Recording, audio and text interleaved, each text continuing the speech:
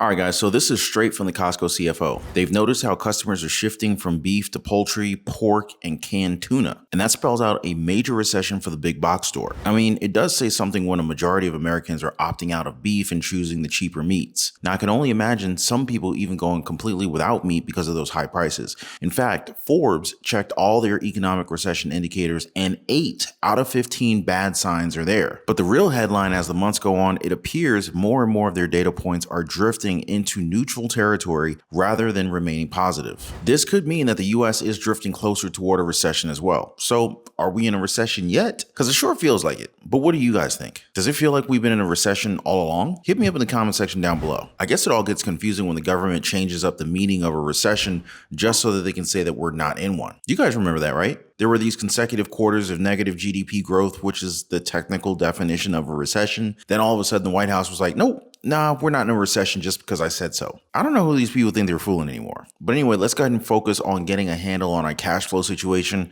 with a little bit of financial education at the end of this video. And we'll also talk about lowering those food bills. Yeah, I know a lot of us can't get any lower with these food bills, but hey, just in case, definitely wouldn't hurt to talk about these things, right? So starting off with these hidden Costco codes that I found. Here, check this out. So if you shop at Costco, you already know you can save big, but as it turns out, the retailer has some tricks up its sleeve. One TikToker says some deals are hidden in plain sight, and it's right on the price tag. Standard pricing ends in 99, which is just the regular price that has not been marked down. 2. Sales end in 97, so if you see this, you can consider it clearance. Pro tip, the date it was last marked down is in tiny print on the bottom right-hand corner, so if it's been a while, they might mark it down again. Wow. Okay. Very, very savvy. So other tips include looking for prices ending in 9, like 39, 49, or 79 cents.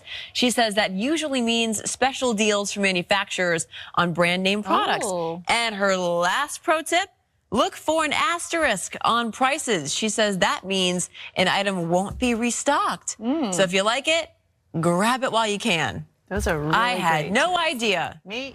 Now, aside from that, I also found this interesting read about what ChatGPT is recommending to prepare financially for a recession. We'll go ahead and match that up with what the financial advisors are saying. Definitely say right there, guys, this is going to be one that you do not want to miss. Also, if you own a home, make sure your home is protected. Get your free home warranty quote. There's a link in the description down below this video. So yeah, guys, this is official. The Costco CFO, Richard Galanti, he told their investors in an exclusive earnings call that people are opting for cheaper meats. And he even straight out said the R word.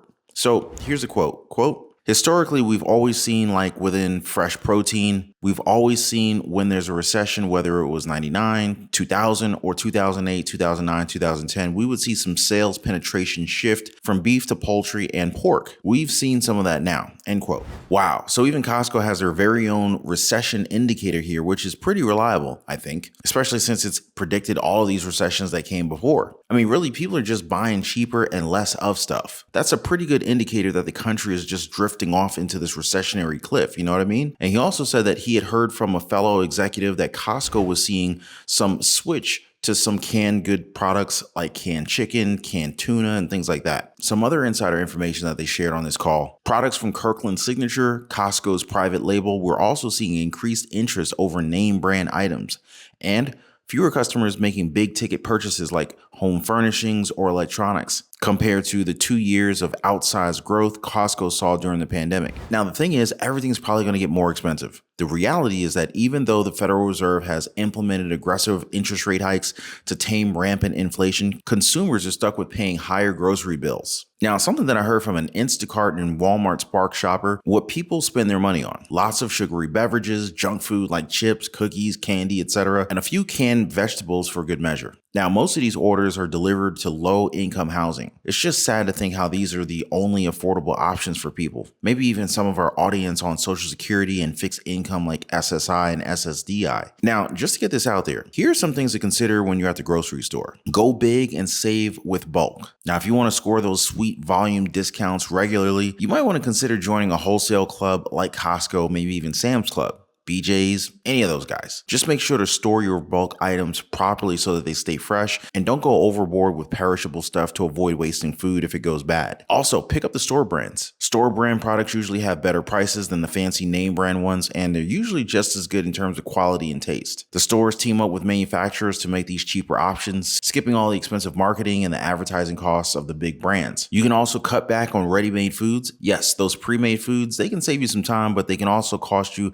a lot more compared to cooking from scratch. So whether it's pre-chopped vegetables or complete meals, you end up paying extra for the convenience and the packaging. Now, by using fresh ingredients and cooking at home, you're going to have more say into what goes into your food. Seriously, guys, times are tough and we're going to save wherever we can, right? I don't know about you guys, but it sure does feel like America is in a recession to me. Now, Forbes has this set of 15 indicators that goes from good to bad. Basically, once most of the signs point downward, a recession may very well be near. All right, so let's go through the indicators here real quick. So you have gross domestic product, good. Consumer price index, bad. ISM manufacturing index, bad. Industrial production, neutral. Retail sales, neutral. Conference board leading indicators, bad. The stock market, S&P 500, good.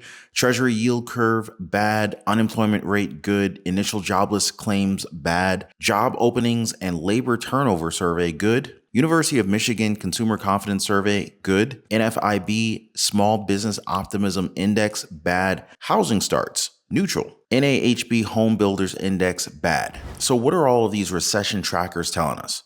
Well, here's a summary. There were 3 good, 4 neutral, and 8 bad. Now, as much as that number 8 stands out, there's also something to say about the fact that more and more of these data points are heading toward the neutral instead of staying positive. Now, this could mean that the US is getting closer to a recession, but hey, not all the data carries the same weight when deciding if the United States is in a recession or not. If the GDP can keep growing, which experts doubt, and inflation calms down, then we might avoid a recession and have a soft landing, as the Federal Reserve calls it. But honestly, I'm not getting my hopes up yet. Now, with the recent banking system stress and how it's likely to affect interest rate hikes by the Fed, the overall economy seems to be weakening. Even the US unemployment rate, a major factor in determining a recession, is starting to get a little bit worse. The US may not be in a recession right now, but things are definitely looking a little bleak. My advice, stick to the financial freedom fundamentals that we talk about here on the channel. Build an emergency fund, pay down debt, review your investments, cut back on unnecessary expenses,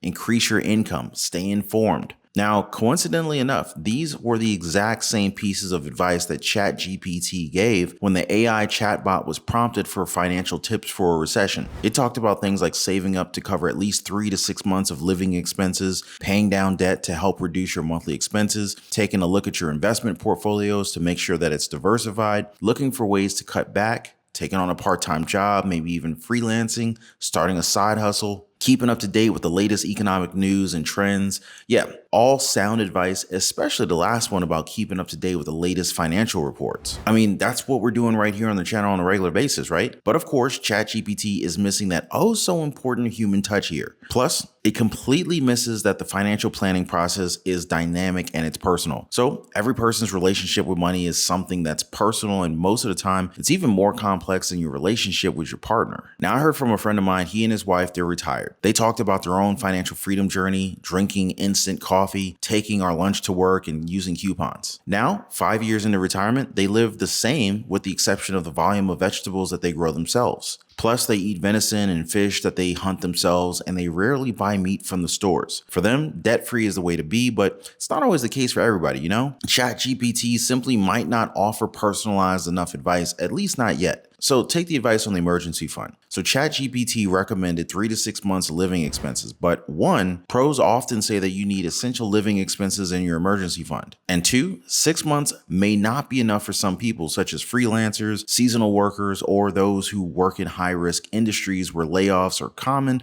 or more common and jobs can be harder to replace. In other words, the generic advice may actually be a disservice to some people. And when it comes to paying down debt, other generic advice like the one from ChatGPT may not be optimal for everybody. I mean, just think about people with mortgages that are around 3%, right? Paying down that kind of debt could actually cause you to miss out on higher returns from other investments. That would also wipe away large amounts of liquidity and potentially incur future losses in the event that the housing market markets fluctuate and all your cash is tied up in your home. So yeah, ChatGPT, it can be helpful to some, but really, its most useful contribution is for boiling down a complex topic into a language that you can understand. Now, for those of you guys looking for generic advice, ChatGPT might very well point you in the right direction and also help you to get started on your fact-finding journey. Just make sure to fact check whatever you get from ChatGPT, you know what I'm saying? And of course, there's no beating free, right? A financial advisor is definitely not free. You can even ask ChatGPT follow-up questions if you word it right. We're getting there, but for now, ChatGPT is still best for copying and combining existing resources to provide often simple answers to more complex solutions. Then, of course, you got me. You know the drill, guys. Comment section is always wide open for your questions, for your requests for future content and all that. Now, if I don't answer you in the comments, it's most likely going to be answered through a future video or maybe even through a future post. Just make sure you guys are always subscribed and make sure your notification bell is turned on. So anyway, guys, that's it for now. This was your financial Costco update and daily news report. Costco sounded off a major recession alarm, Forbes 15 indicators pointing most likely to a recession, and some AI advice to prep for when stuff hits the fan. Now, at this point, you should see 2 videos here and here. Make sure to click on those videos right now. And of course, I look forward to seeing you guys on the next one. I hope you guys got something out of this video. And as always, appreciate you guys liking this video. Thank you for always watching, and I will catch you guys on the next one.